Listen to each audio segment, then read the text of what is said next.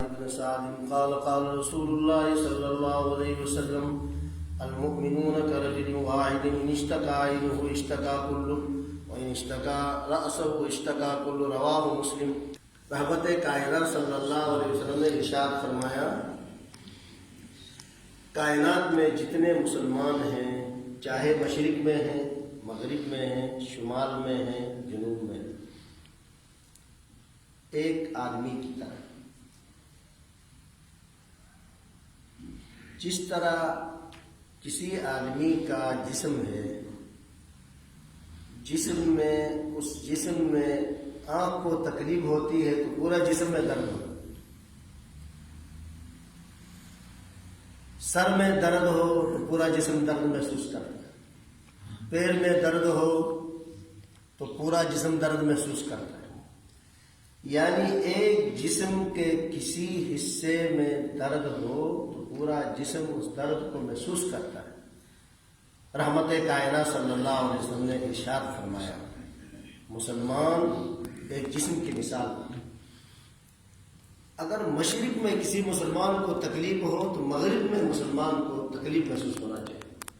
اگر ایسا نہیں ہے تو پھر وہ مسلمان نہیں ہو سکتا۔ اس لیے فرمایا کہ کائنات میں جتنے مسلمان ہیں، جہاں تکلیف ہو اس کا درد محسوس ہونا۔ قال قال رسول اللہ صلی اللہ علیہ وسلم المؤمن للمؤمن كالبنيان يشد بعضه بعضا ثم شبك بين اصابعه متفق علیہ۔ رحمت کائنات صلی اللہ علیہ وسلم نے مومن کی آپس میں اتحاد، محبت، اتفاق کی ایک اور مثال دی۔ ارشاد فرمایا کہ مومن کی مثال ایک مکان کی طرح ہے۔ ایک مکان میں اگر ایک دیوار گر جائے، ایک مکان کا ایک حصہ گر جائے تو پورا مکان جو ہے کیا ہوتا ہے؟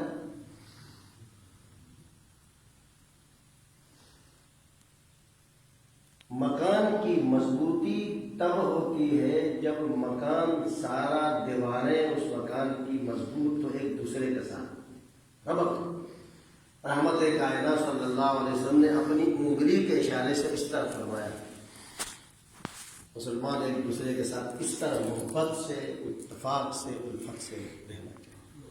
جب آپس میں پورے کائنات کے مسلمان اس طرح محبت سے رہیں گے تو پھر مسلمان ایک ناقابل تسخیر قوت اور طاقت بن جائے گی۔ لیکن افسوس یہ ہے کہ یہاں پر تو میاں بیوی کا آپس میں جھگڑا ہوتا ہے، میاں بیوی آپس میں جھگڑیں گے تو گھر کا نظام تباہ ہوگا، رشتہ داروں میں آپس میں لڑائی جھگڑا ہوگا، خاندان کا نظام تباہ ہو جائے گا۔ کسی بستی میں اگر لڑائی جھگڑا ہو، بستی کا نظام درہم برہم ہوگا، ملک میں اگر لڑائی جھگڑا ہو تو ملک تباہ ہو جائے گا۔ اس حدیث میں امام الانبیاء صلی اللہ علیہ وسلم نے یہ تنبیہ فرمایا کہ گھر میں میاں بیوی سے لے کر، خاندان سے لے کر، ملک سے لے کر، شہر سے لے کر آپس میں محبت سے رہو۔ جس طرح ایک مکان ہے، ایک جسم ہے، اس طرح ایک رہو۔ اور یہ رحمت کائنات صلی اللہ علیہ وسلم نے ترغیب دیا، گھر میں میاں بیوی کا آپس میں جھگڑا ہو تو روایت میں آتا ہے تو گھر سے اللہ تعالیٰ برکت اور خیر اور رحمت کو ختم فرما، گھر کا نظام تباہ ہو جاتا ہے۔ اسی طریقے سے خاندان کے اندر لڑائیاں جھگڑے ہوں آپس میں، خاندانی نظام تباہ ہو جاتا ہے۔